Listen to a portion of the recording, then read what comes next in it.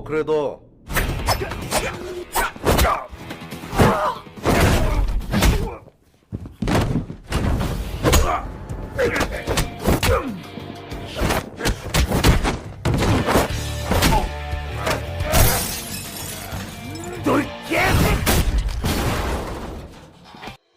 Assalamualaikum warahmatullahi wabarakatuh. Kembali lagi dengan gua Pragos di channel Refocus yang akan membahas alur film The Roundup No Way Out 2023 cuy, yang diperankan oleh Bapak Barbar kebanggaan kita, yaitu Mamang Donli.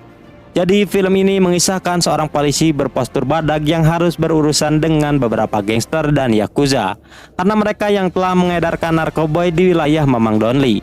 Namun dengan santuinya Mamang Donli ini mendatangi satu persatu markas gangster itu untuk menangkap siapa kepala dari pengedar narkoboy ini. Oke, seperti biasa siapkan dulu udut kopainya, kita meluncur.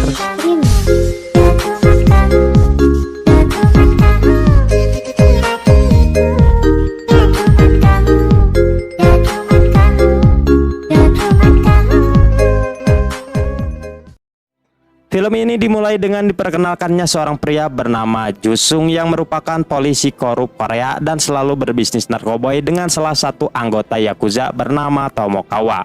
Malam itu Tomo sedang menyiksa seorang polisi jujur yang sedang menyelidiki kasus narkoboy, dan ia adalah Kyung-sik.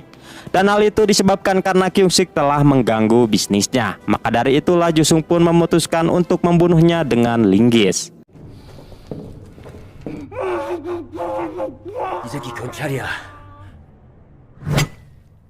Setelah itu Jusung memperingatkan Tomo untuk lebih berhati-hati dalam memilih tempat transaksi dan juga pembuatan narkoboy. Terlebih lagi Jusung berniat untuk menjualnya kepada seorang mafia.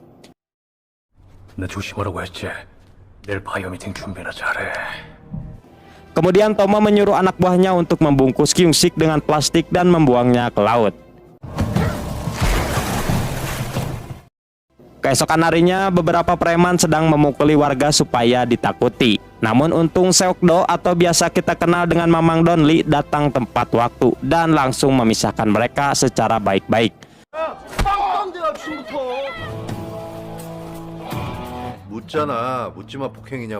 Namun karena para preman itu tetap ngotot, Seokdo pun akhirnya terpaksa menghajar mereka.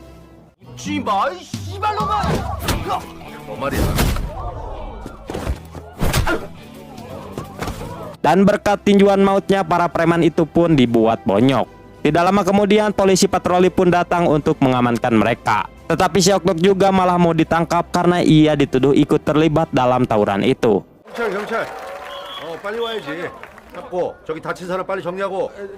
Namun setelah dijelaskan, polisi pun tidak jadi melakukannya. Lalu Seokdo berangkat ke kantor seperti biasanya. Di sini kita ketahui kalau Seokdo ini baru saja dipindahkan ke kota Guangzhou, dan unit yang ditempati Seokdo sekarang dipimpin oleh Taeso, dan dia juga memiliki rekan yang paling dia percaya bernama Manjae. Beberapa saat kemudian unit mereka mendapatkan kasus baru untuk diselidiki, dan ternyata kasus itu sedikit janggal karena mereka harus menemukan jasad seorang wanita yang kabarnya jatuh dari lantai 8. Lalu dalam penyelidikannya Seokdo dibantu oleh Manjae dan juga dua rekan lainnya. Kemudian mereka berbagi tugas masing-masing untuk menyelidiki para saksi, sedangkan Seokdo dan Manjae akan pergi ke lab forensik. Setibanya di lab forensik, Seokdo pun dikejutkan oleh bukti bahwa kematian wanita tadi disebabkan oleh narkoboy bernama Hyper, yang merupakan jenis narkoboy berasal dari Jepang. Selain itu, ahli forensik juga mengatakan kalau korban kemungkinan dilempar dari gedung dan bukan terjatuh sendiri, di mana korban itu telah mati sebelum dilempar. 꽤 많은 양의 마약이 검출됐어요. 시신에서 흔히 보이는 소견인데. Kemudian Taeso menelpon Seokdo dan memberitahu bahwa para saksi telah menyampaikan pernyataan mereka, dan kesimpulan kasus ini akan dipindah alihkan ke divisi anti narkoboy. Akan tetapi Seokdo melarangnya karena ia yakin bahwa wanita itu dibunuh dengan sengaja. 어떤 제일 깊은 놈이 주는 마약을 먹고 정신을 잃었대. 거기 사장이 누구예요? Lalu untuk menyelidiki lebih dalam, ia mengajak Manjae untuk mengunjungi klub malam yang telah dikunjungi korban sebelum meninggal. Di sini Seokdo mengenakan setelan jas dan merasa sangat tampan, namun para wanita justru takut melihat badannya sangat padat seperti gangster. 여기 막 웃는 거 봐. 왜 웃지? 저 오빠 잘생겼다. 야. Tidak lama kemudian ada seorang pemuda yang menghampiri Seokdo dan ia bernama Dongmun yang ternyata merupakan seorang informan dan memiliki jaringan yang luas. Lalu Dongmun juga membantu Seokdo dan Manjae untuk bisa masuk ke klub malam itu tanpa perlu ngantri. Setelah di dalam, mereka pun langsung berjalan ke ruangan VIP agar bisa menemui pemilik klub tersebut yang bernama Lee Sanchul. Tapi saat akan naik tangga, ia dijegal oleh penjaga yang badannya sangat besar melebihi Seokdo. Tidak hanya itu, ia juga berani menghajar Seokdo. Namun Seokdo yang merupakan pro player tentu saja berhasil mengalahkan penjaga itu hanya dengan satu pukulan saja. Setibanya di ruangan VIP, Seokdo terkejut karena melihat orang-orang di sana sedang pesta narkoboy hyper. Mengetahui itu, ia pun langsung menyuruh Manjae untuk menghubungi markas. Lalu Seokdo sendiri menghajar mereka semua dan segera menangkap Lee Sanchul yang sedang karaokean bersama ciwi-ciwi micet di sana. 너 여기 직원이지? 잘못했어요. Di tempat lain, Jusung dan Tomo menemui Pak Opik dan Tante Jin yang merupakan mafia Cina yang ingin membeli narkoboy hyper dari mereka. Lalu dengan percaya diri, Jusung mengatakan kalau ia mampu menjual hingga 20 kilo jika Tante Jin bisa membayarnya. Hingga akhirnya mereka pun sepakat dan langsung menentukan waktu transaksinya. 你能值多少货？ 계약금입니다. 너시 정리. Keesokan harinya, Seokdo menginterogasi Lee Sanchul dan menanyakan siapa orang yang telah menjual hyper di klub malamnya. Namun Lee Sanchul tidak mau menjawabnya sehingga Seokdo pun marah dan memutuskan untuk merapikan isi tempat itu, alias dihajar. Tapi agar tidak ketahuan oleh bosnya, ia pun langsung menyuruh timnya untuk pura-pura membersihkan CCTV. Dan saat CCTV itu dilap, di sanalah Seokdo langsung menghajar Lee Sanchul hingga bonyok. 우리 진실의 방을 청소하자. Karena takut, Lee Sanchul pun mau membuka mulutnya dan memberitahu semua penjualnya kepada Seokdo. Bahkan ia juga menyebut nama Hiroshi yang merupakan anak buah si Tomo. 자, 시작. 작년부터 이전에서 오는 약쟁이에요. Mengetahui itu, Seokdo pun langsung menggerakkan timnya untuk berbagi tugas yang dimana ia dengan Manjae akan menemui pengedar yang berhubungan dengan Yakuza langsung. Sedangkan Taeso dan yang lainnya akan menangkap Hiroshi. 야, 얘 데리고 가. Lalu Seokdo menemui Dongmun dan meminta bantuan lagi kepadanya untuk mencari pengedar narkoboy yang dekat dengan Yakuza. Dongmun menjawab bahwa pengedar yang dekat dengan Yakuza adalah Nyonya Jung dan adiknya si botak. Mengetahui itu, Seokdo pun langsung pergi untuk menemui mereka. Dan sesampainya di sana, ia pun dihadang oleh si botak yang merupakan adiknya Nyonya Jung. Namun seperti biasa, Seokdo berhasil mengalahkannya dengan sangat mudah.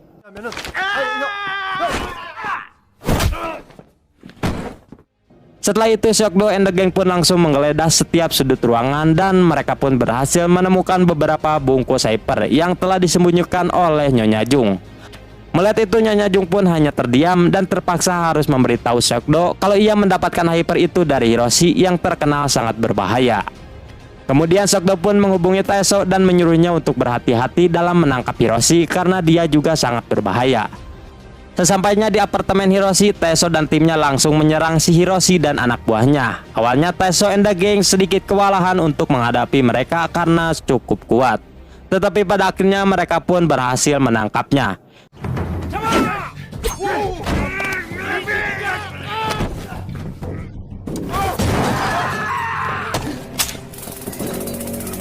Tidak hanya itu, Taeso juga langsung menyita narkoboy hyper seberat 20 kilo yang nantinya akan dijadikan barang bukti. Di tengah perjalanan, Taeso menelpon Seokdo dan memberitahu kalau ia dan timnya berhasil menangkap Hiroshi. Namun tiba-tiba mobil mereka ditabrak oleh pasukan bertopeng yang ternyata mereka adalah si Jusung dan antek-anteknya yang ingin merebut kembali hyper itu karena akan dijual kepada Tante Jin.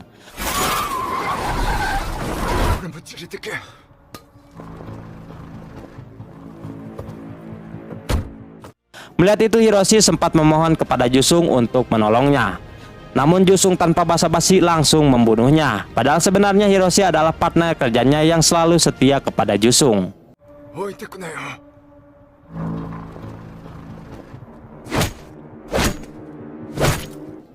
Sesampainya di base camp, Jusung and the gang langsung mengganti pakaian agar mereka tidak mudah dilacak oleh polisi. Setelah itu, ia pun pergi ke markas Tomo dan langsung menghajarnya di sana. karena Jusung sangat merasa kecewa kepada Tomo yang tidak bisa menjaga barangnya dengan baik.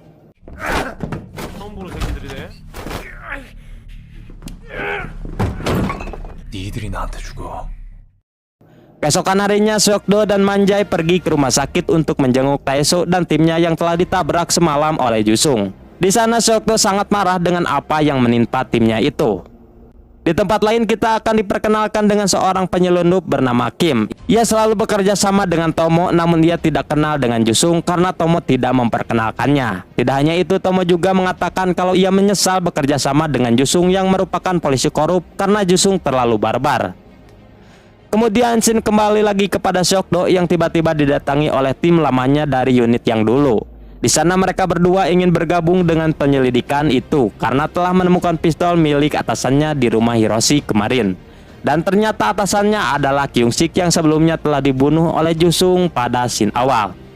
Namun di sini mereka berdua tidak mencurigai Jusung karena Jusung merupakan kepala dari badan anti narkoboy. Mengetahui itu, Seokdo dan Manjai langsung pergi ke kantor Jusung untuk menanyakan proses penyelidikan narkoboy itu.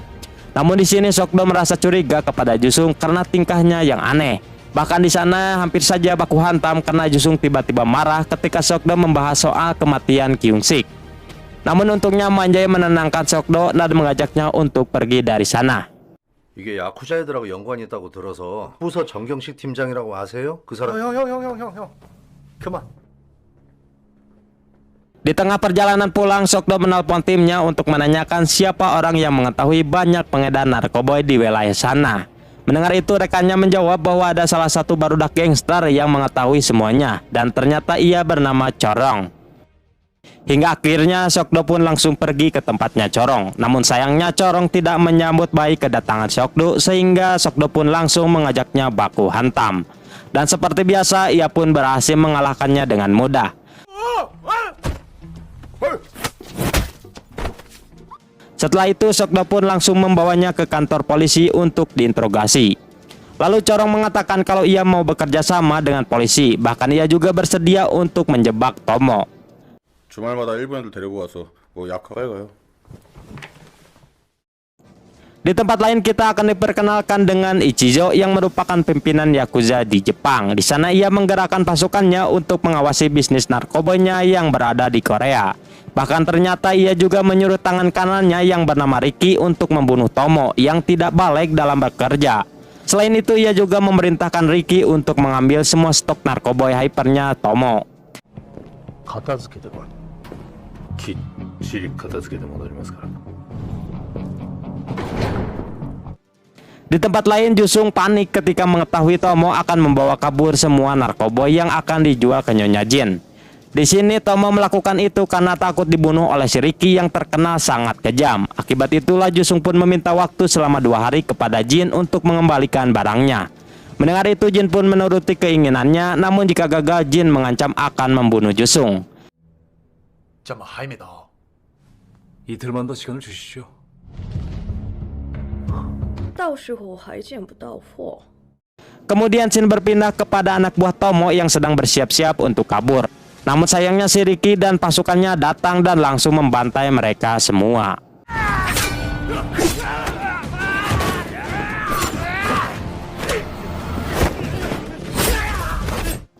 Setelah selesai, Ricky merasa belum puas karena ia tidak menemukan keberadaan Tomo di sana. Maka dari itulah ia pun menggerakkan pasukannya untuk mencari si Tomo di setiap wilayah Korea.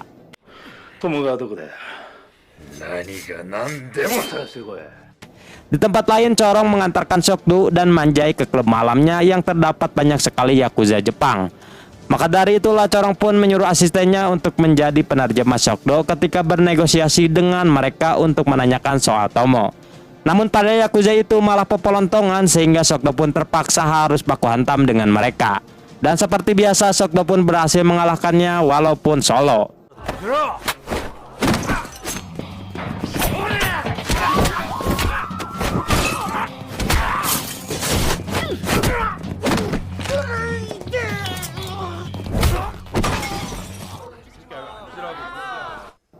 Di sini Seokdo tidak berhasil menemukan keberadaannya Tomo dan ia hanya menemukan si Kim yang sedang bersembunyi di meja.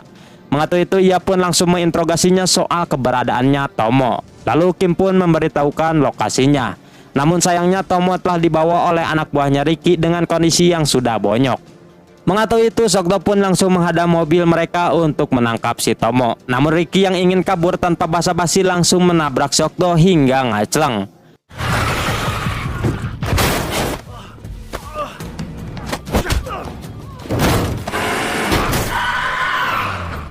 Di sini untungnya Seokdo tidak apa-apa karena otot kawat tulang besi. Setelah berhasil menangkap si Tomo, Ricky pun langsung menginterogasinya untuk menanyakan di mana penyimpanan stok Hyper. Namun si Tomo tidak mau memberitahukannya, sehingga si Ricky pun marah dan langsung membunuh si Tomo dengan sangat kejam. 横流しした薬そうか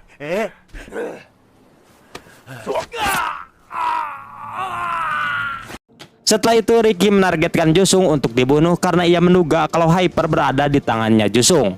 Keesokan harinya Jusung terkejut melihat kondisi si Tomo yang sudah tidak bernyawa lagi. Di tempat lain, Seokdo menginterogasi lagi Kim untuk menanyakan soal pelaku yang telah menabrak Taeso dan timnya.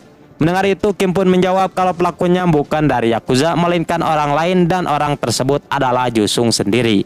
Lalu ia juga menganggap kalau Ricky telah diutus Ichijo untuk mengambil Hyper yang akan dijual oleh Tomo dan Jusung. Namun di sini Kim tidak mengetahui sosok Jusung karena ia belum pernah bertemu dan hanya tahu namanya saja. 우리 형사들 덮친 게 누구야? 야쿠자는 아니에요. 얘 안 되겠다. 문장고. 아니야.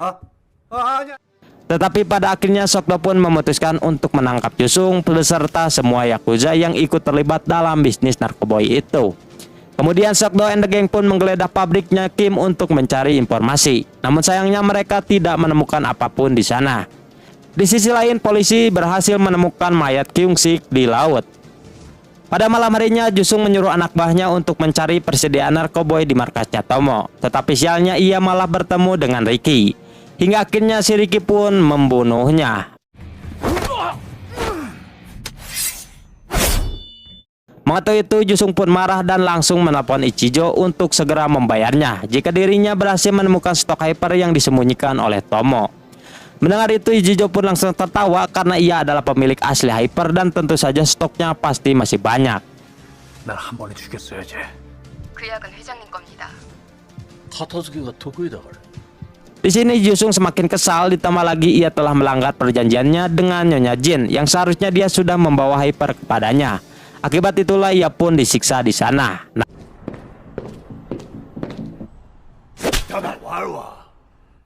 Namun Jusung tidak terima dan berusaha melawannya. Hingga akhirnya Jusung pun malah berhasil mengalahkannya.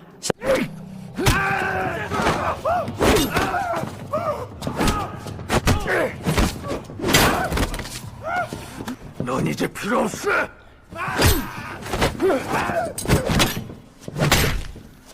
Setelah itu ia pun meminta waktu lagi kepada Jin dan berjanji akan segera mendapatkan Hyper. 회장님이 내 약 사는 거야. Kemudian Shin berpindah kepada Seokdo dan Manjae yang semakin curiga kepada Jusung. Mengetahui itu, mereka pun langsung pergi ke kantor Jusung untuk mencari tahu lebih banyak. Namun karena orangnya tidak ada, Seokdo pun mencoba menanyakannya kepada asistennya Jusung. Tapi orang itu malah membentak Seokdo sehingga akhirnya Seokdo pun mematahkan jari telunjuknya. 왜요? 아니 뭐 좀 물어봅시다. Sepulang dari sana, Seokdo pun mendapatkan informasi baru dari Kim yang menduga kalau stok Hyper disembunyikan di sebuah kapal. Mendengar itu, Seokdo pun dan Manjae langsung bergegas pergi ke dermaga. Tetapi sayangnya anak buahnya Ricky sedang menjaganya sehingga pertarungan pun terjadi di sana. Setelah berhasil mengalahkan mereka semua, Seokdo pun mencoba menggeledah sebuah laci yang berada di kapal. Dan ternyata kapal itu memiliki ruangan rahasia di dalamnya dan terdapat sebuah berangkas yang mencurigakan. Karena penasaran, Seokdo pun berusaha membukanya secara paksa.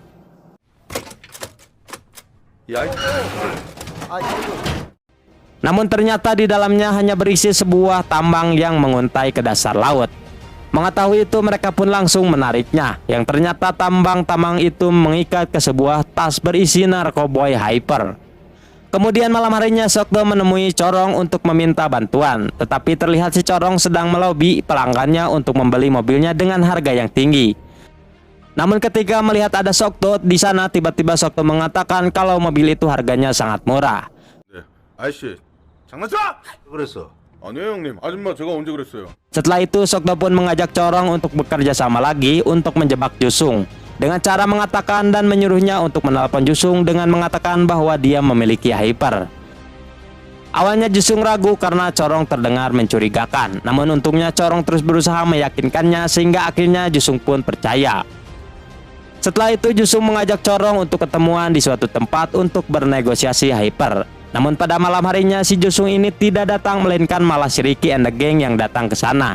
Karena ternyata sebelumnya Jusung telah berencana untuk menjebak si Corong agar ketemuan dengan Ricky.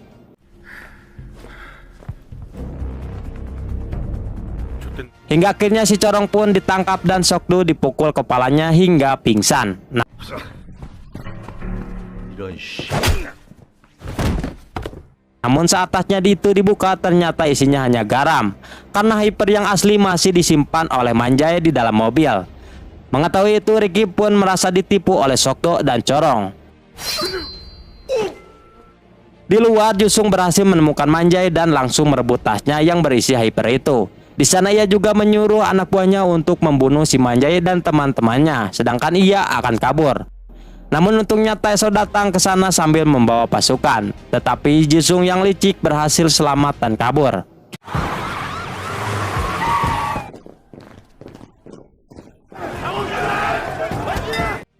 Kembali lagi dengan Ricky yang sedang membawa pergi Corong dan juga Seokdo yang masih pingsan.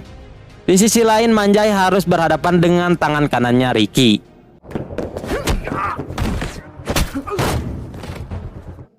Setelah sampai, Seokdo pun disiksa habis-habisan oleh anak buahnya Ricky agar mau memberitahu di mana tempat hyper disimpan. Namun tiba-tiba Jusung menelpon Ricky sambil memamerkan hyper yang baru saja ia curi. Mengetahui itu, Ricky pun berencana untuk menghentikan si Jusung ini. Di sini Seokdo juga tidak mau tinggal diam dan ia langsung membantai beberapa anak buahnya Ricky. 아이고 힘들어.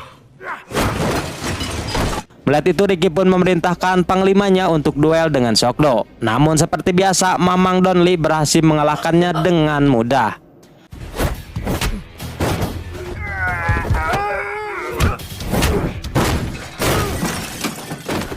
Melihat itu, Ricky pun panik dan langsung mengeluarkan samurainya sehingga pertarungan pun terjadi.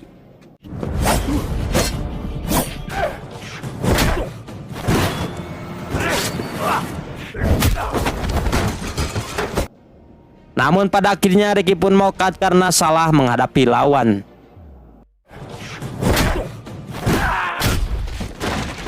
날 늦게 와. Setelah itu Seokdo pun bergegas pergi dari sana untuk mengajar si Jusung yang sedang berusaha kabur. Lalu Seokdo mengajarnya hingga masuk ke dalam kantor polisi. Di sini ternyata Seokdo sebelumnya telah menyimpan alat pelacak di dalam tas yang berisi hyper itu. Maka dari itulah mau tidak mau Jusung pun panik dan ia terpaksa harus baku hantam dengan Mamang Donli agar bisa kabur.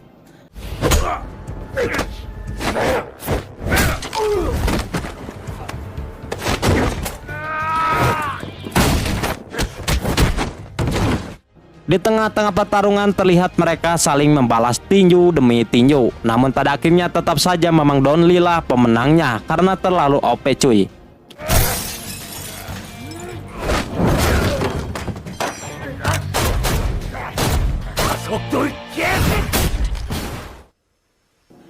Setelah kejadian itu, Seokdo pun dan timnya merayakan kemenangannya dengan cara pesta mabok.